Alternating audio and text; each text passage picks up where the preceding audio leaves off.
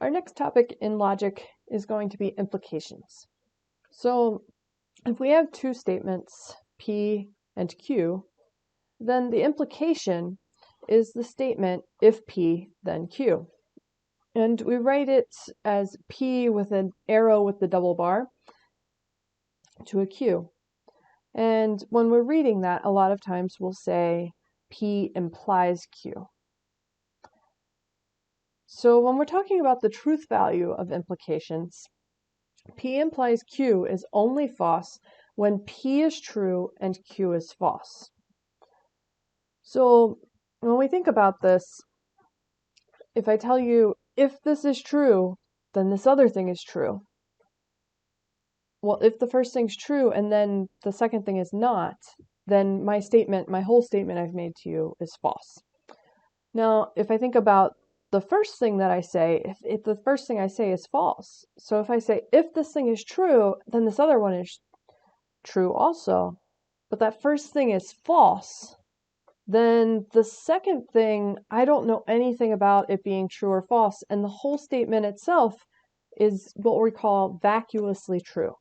And that means that it's true and we don't really know, where it falls because the first thing is false, and so we don't have anything to build the second thing from.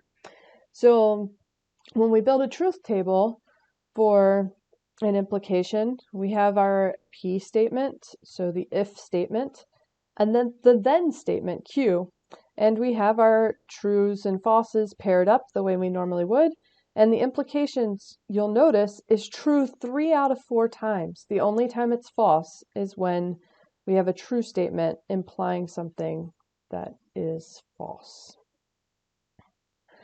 So there are lots of different ways that these types of statements come up in the English language. So when we're talking about implications, you might hear if P then Q, Q if P, P implies Q, P only if Q, P is sufficient for Q, or Q is necessary for P.